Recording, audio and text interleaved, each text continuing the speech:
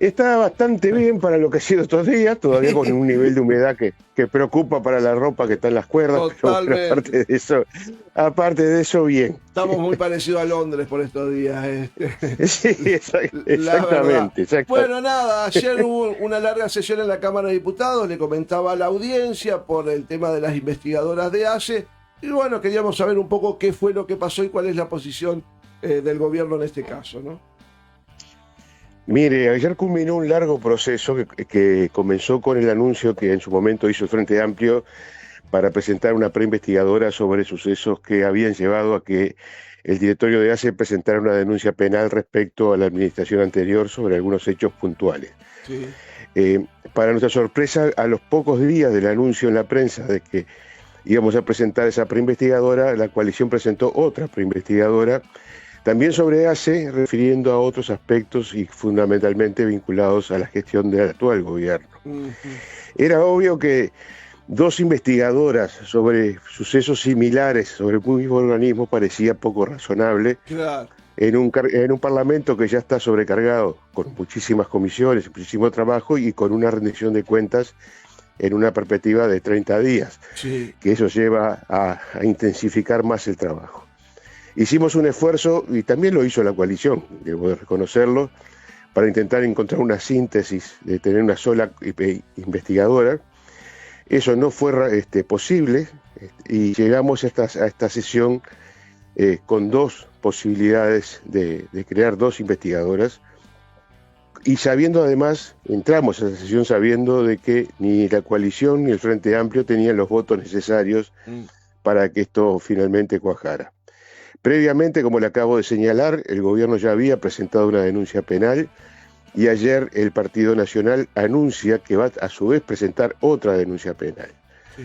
Entonces, ante esa situación hubo una larga discusión donde se trató en primera instancia la preinvestigadora presentada por el Partido Nacional, fundamentalmente, más allá que la coalición fue quien firmó, pero ayer hubo una actitud bien clara y bien notoria que el Partido Colorado se apartó del debate. Lo encabezó solamente el Partido Nacional. Fue un largo debate, por momentos con muy buen nivel, debo ¿Por qué ser cree sincero. que se apartó el Partido Colorado? Creo que el Partido Colorado, yo no voy a hablar por ellos, No, no me obvio, corresponde, pero evidentemente no tenían interés en esta, claro, en esta investigadora. No estaban involucrados tampoco, no había claro, ningún funcionario ni funcionaria del Partido Colorado claro. señalado en la denuncia que el Frente Amplio había realizado. Por lo tanto, ellos dejaron simplemente una constancia de su participación en la comisión preinvestigadora y absolutamente nada más nada. Lo mismo hizo el Partido Independiente, que tampoco intervino en el debate. Se dio un largo, como yo le digo, una larga discusión, que por momentos muy respetuosa y por momentos con alguna salida de tono que yo no comparto. No creo que lo que la gente espere de nosotros sean determinadas actitudes que no llevan Ujú. absolutamente a nada.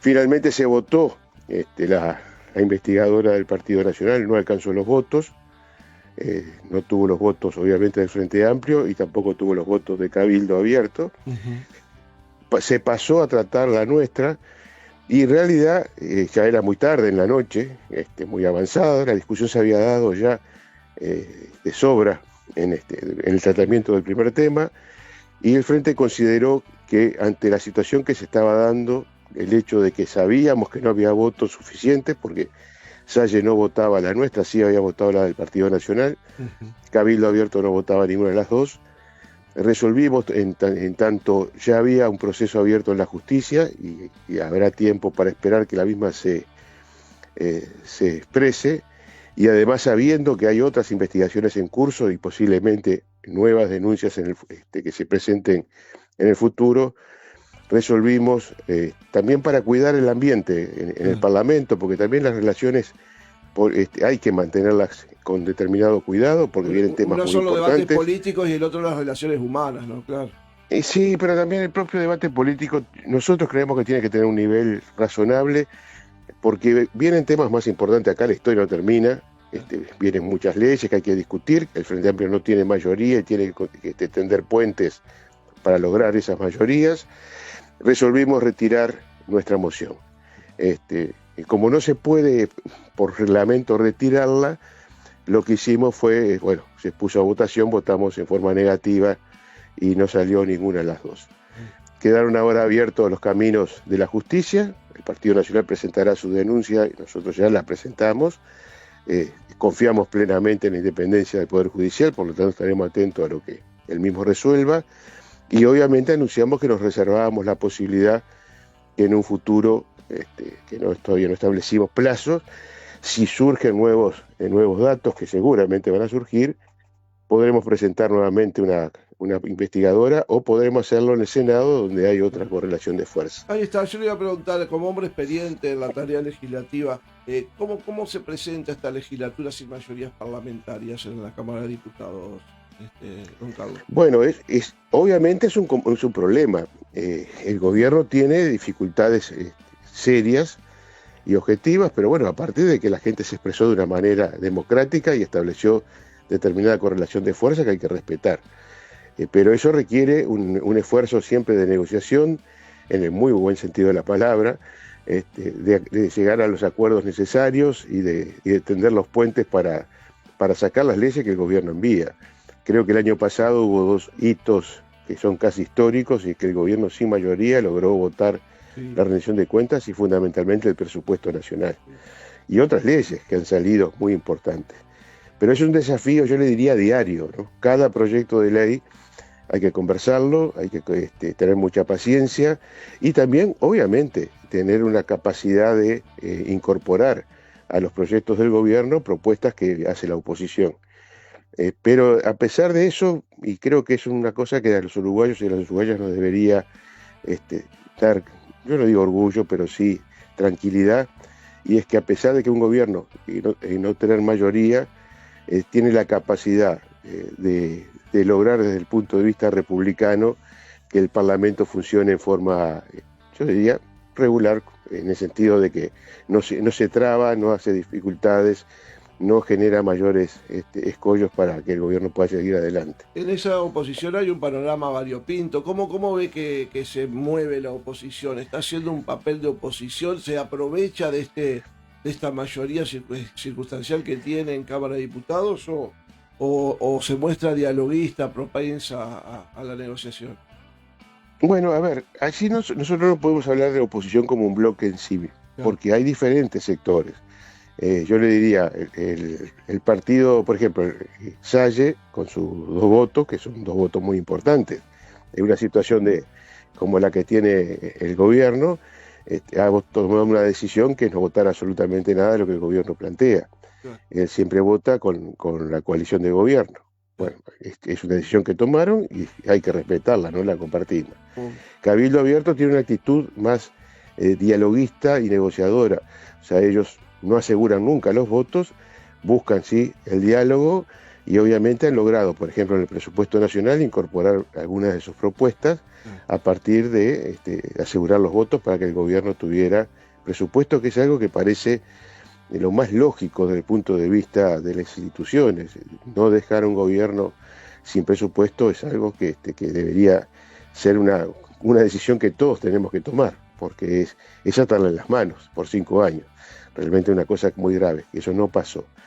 En el resto de la coalición, el Partido Nacional, que es obviamente quien lidera la misma, yo diría que tiene una actitud en principio siempre negativa hacia las posiciones del gobierno. El diálogo está abierto, pero es muy difícil que cambien algunas posiciones para apoyar y respaldar al gobierno en sus proyectos de ley. Sin embargo, en algunas leyes en particular, por ejemplo, y doy una que desde mi punto de vista es muy importante en materia de avance de derechos, que fue la ley de eutanasia, algunos integrantes del Partido Nacional votaron a favor y otros en contra, pero se lograron votos de ese partido, pero no es lo habitual.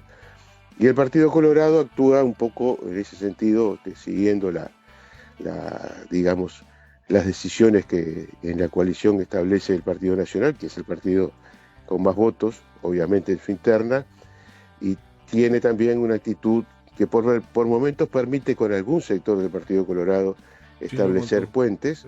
Es notorio que el sector de Bordaberry es mucho más dialoguista que el de Ojeda, Pero de a poco, insisto, con mucha paciencia, con mucho diálogo, se van logrando las mayorías imprescindibles para que las leyes salgan. Sí, sé que está ocupado, así que le voy a hacer dos preguntitas para que me las resuma. ¿Cómo ve la situación del gobierno, del Frente Amplio, ante este panorama donde las encuestas no le dan bien a la gestión? ¿Cómo lo Yo vive? creo que las encuestas hay que hacerle otra lectura, que a mí es la que más me preocupa, le soy muy sincero. A ver. Al gobierno obviamente no le está dando bien la encuesta. Yo creo que hay datos que a mí me llaman la atención porque objetivamente en materia de gestión no parece haber razones para que las encuestas sean tan bajas, pero tampoco le da bien a la oposición. Y eso es lo que yo creo que, más allá de las lecturas que a corto plazo se hacen desde el punto de vista de objetivos electorales, lo que nos debe preocupar que la mayoría de la gente, la enorme mayoría de la gente, no está conforme, o así lo expresa, ni con el gobierno ni con la oposición. Claro. Y eso crea algo que debería preocuparnos a todos, que es la indiferencia o la falta de empatía con el sistema de partidos, que es la base de la democracia uruguaya. Entonces creo que eso también nos debe comprometer a todos, primero a mejorar la calidad de nuestro trabajo, segundo a eliminar algunas cosas que a mí realmente me rechazo, que son actitudes que no tienen nada que ver con hacer bien la política, que eso tienen más que ver con el show televisivo y con un intercambio que más de argumentos es de insultos, que creo que a la gente le cae muy mal, porque en realidad lo que nos exige es que les resolvamos los problemas que tienen y no que hagamos show en la televisión. Así que creo que es un llamado de atención para todos y nos debería generar una actitud mucho más responsable, mucho más seria en el trabajo parlamentario. La última pregunta tenía que ver un poco con el panorama internacional. Creo que el año pasado o el otro, lo escuché hacer una exposición en el Parlamento muy buena sobre la situación de que estaba viviendo el pueblo cubano en aquel momento, sobre la injerencia de los Estados Unidos en la política cubana. Y nada, y hoy quería preguntarle cómo ve, dado los acontecimientos que han pasado desde ese entonces a la fecha, cómo ve la situación vinculada a la isla caribeña, ¿no? Bueno, yo creo que la situación internacional en general nos debería preocupar porque estamos ante un mundo que no podíamos imaginar de repente un año atrás, ¿no? Con una incógnita permanente sobre lo que puede suceder y que nos está afectando directamente a nosotros como país, ¿no?